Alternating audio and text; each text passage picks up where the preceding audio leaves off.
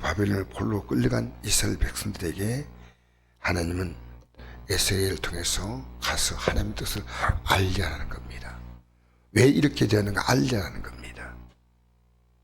여러분, 이 세상이 왜 이렇게 산지 아십니까? 답이 간단합니다. 복음이 없기 때문입니다. 여러분, 그런 답을 줄 수 있습니까? 지금 이스라엘 백성들은 바벨론 포로로 끌려갔는데 왜 왔는지 몰라요. 왜 왔는지. 주의 종들이 수없이 외쳤어요.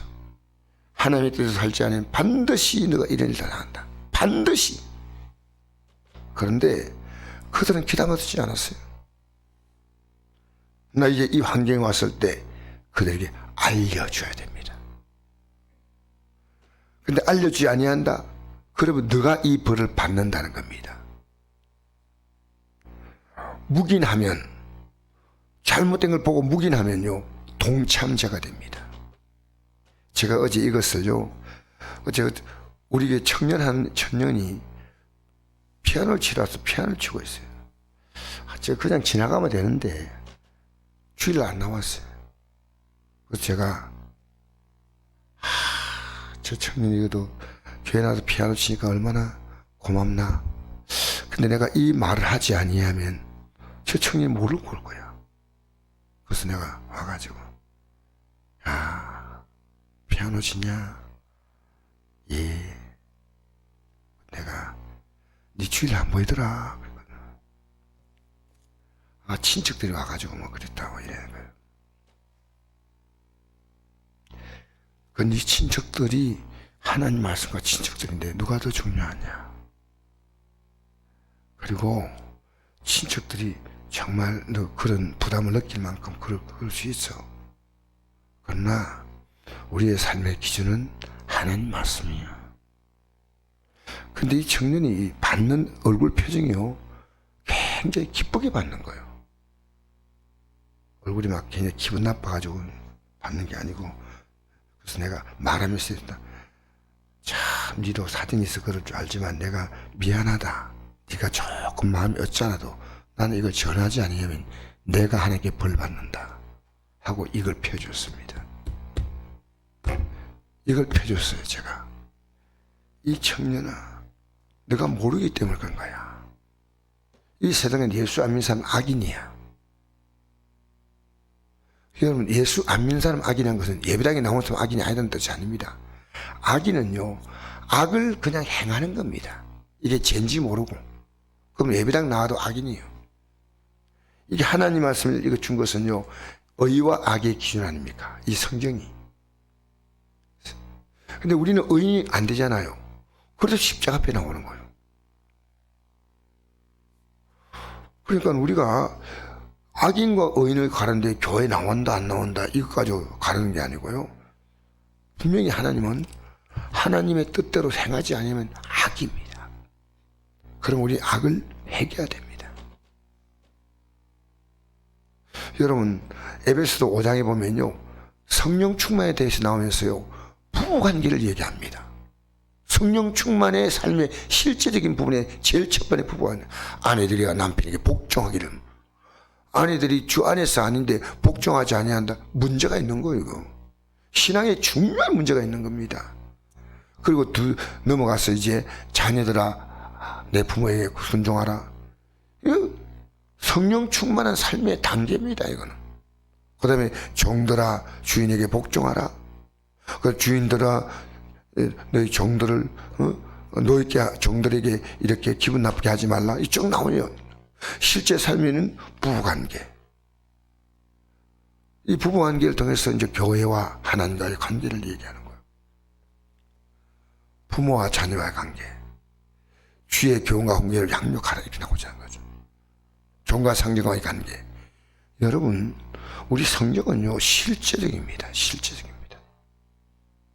주 안에서 부모를 공경하라. 이런 부분이 있어요. 우리는 성경을 보면요 끊임없이 우리의 죄를 고백합니다. 성경을 안 보면 죄가 안 보고 없어. 그래서 제가 얘가 참 미안한 마음으로 했더니요, 얘가 잘 받아요. 근데 만약에 내가 이랬어요. 네가 친척 때문에 만나왔지만은 만약 친척이 아니고 친구가 찾아오는데 정말 친한 친구다. 그럼 따라 안 가겠냐? 간대. 근데 네가 정말 친척이 왔지만 만나고 싶지 않다 할 때 최고의 결정권은 너가 있는 거야. 너가 예배당에 나오고 안 나오고 결정하는 것은 너야. 그렇습니다. 너가 하나님보다 옳기 때문에 안 나오는 거야. 이건 우리가 왜 하나님 말씀 안 지킨지 알아요? 하나님 말씀보다 내가 옳기 때문입니다. 구찬 변명하면 안 됩니다. 내가 옳으면 나는 내가 살고 싶은 대로 사는 겁니다. 여러분, 신앙의 기준을요, 여러분이 두지 마십시오. 이건 아닌 건 아닌 겁니다.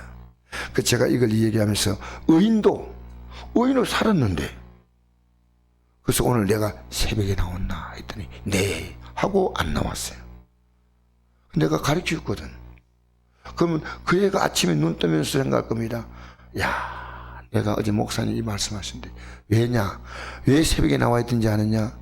예수님이 내가 길이고 진리고 생명이랬으니까 나를 따라오라고 했다. 여러분, 우리 십자가를 통해서 우리는 죄사함 받았잖아요. 그러니까 이제는 그 죄사함 받은 우리가요, 내 마음대로 이제는 자유합니다. 영적으로 자유한 삶을 삽니다. 어떤 것도 우리의 삶을 묵지 못합니다. 그러나 분명히 그 자유를 육체의 또 다른 기회로 삼으면 안 됩니다. 이게 갈라디아서 5장에 나옵니다. 육체의 기회로 삼지 말라. 나 재용서 받았으니까 마음대로 산다. 이게 구원파입니다. 구원파는요, 재용서 받았으니까 이제는 이 육체는 죄지어도 어떤 것도 문제가 안 된다. 여러분, 오늘 기독교들이요, 이름은 구원파인데 구원파처럼 살아요. 아, 이게 죄 짓는 거요, 분노하고 하는 거 죄인데 죄인지 몰라. 여러분, 오늘 제가 성경을 보니까 이런 말씀이 있더라고요. 여러분, 자원 어쨌든 부부간 이웃간에 다투지 마세요. 이런 말씀이 있더라고요.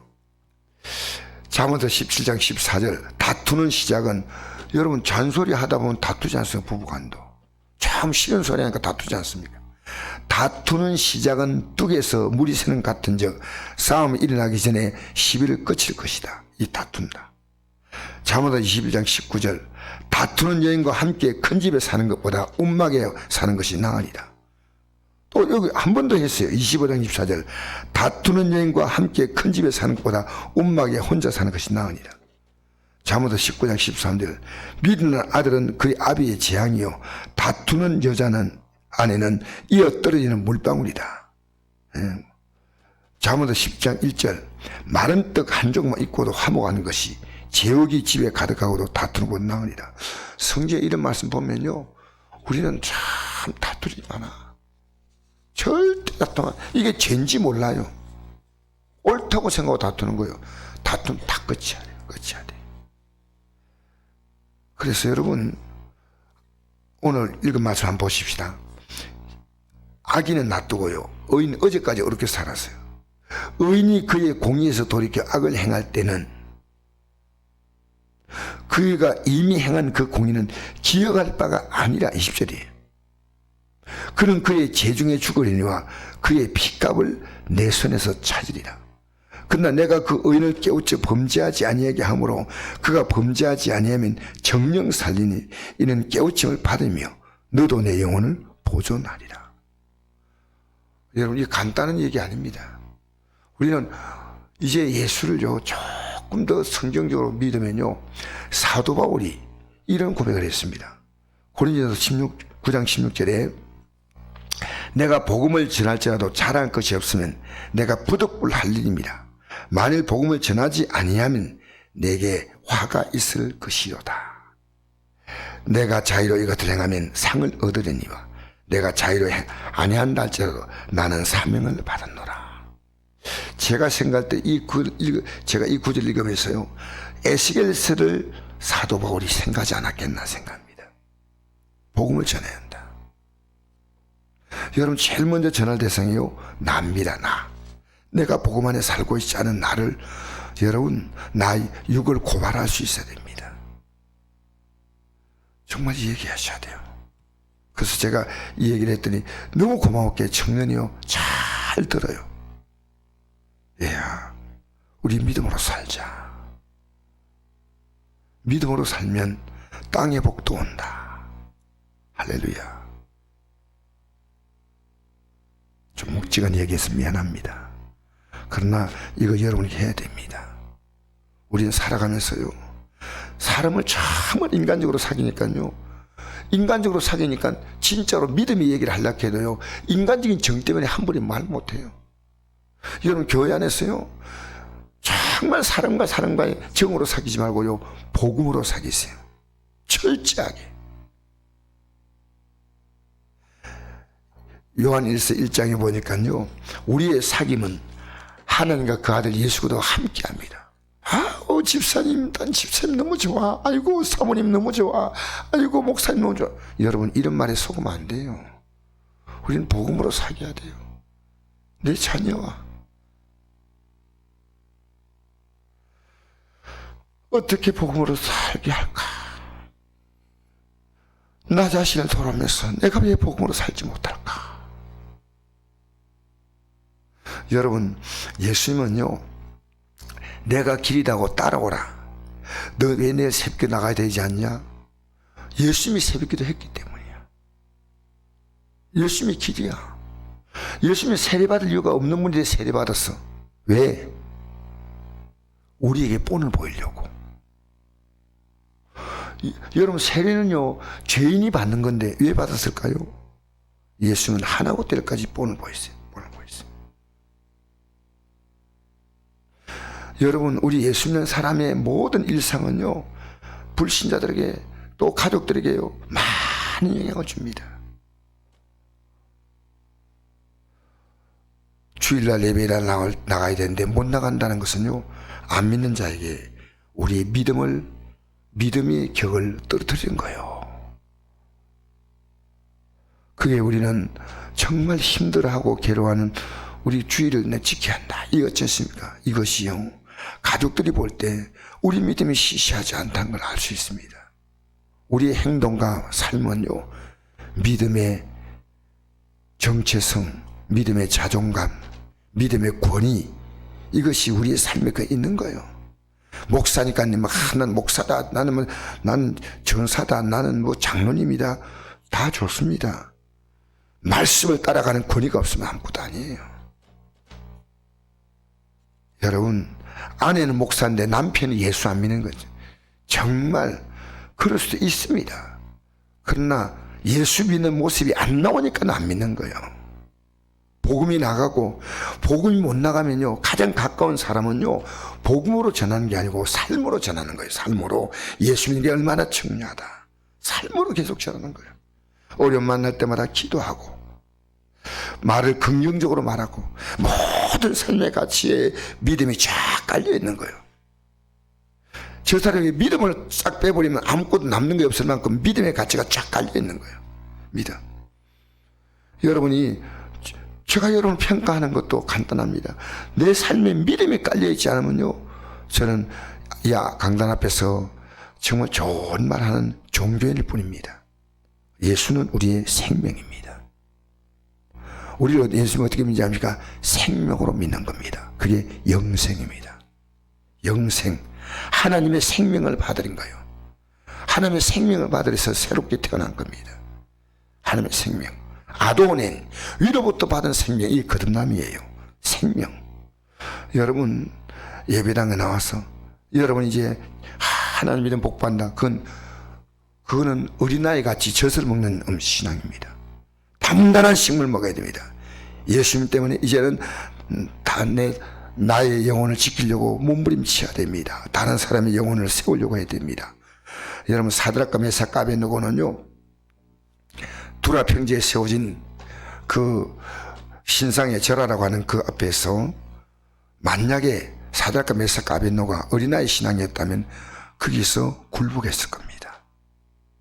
그러나 자기를 목숨을 내놓았어요. 여러분, 신앙생활은요, 가장 쉬운 길은요, 주님이 이렇게 말씀했습니다. 주님은 자기를 위해서 목숨을 잃는 자는 얻을 것이요, 나를 위해 목숨을 잃는 자는 얻으리라. 자기를 자기 목숨 얻는 자는 잃을 것이요. 이게 마태복음 10장 39절 나옵니다. 어느 날 여러분 마음에 좀 이런 결심 한번 해보십시오. 앞으로 예수 믿기요, 정말 힘든 시기가 지금 눈앞에 다가왔어요. 예수 믿어서 하는 그럴듯한 변명과 이유가요, 충분한 그런 시대가 옵니다.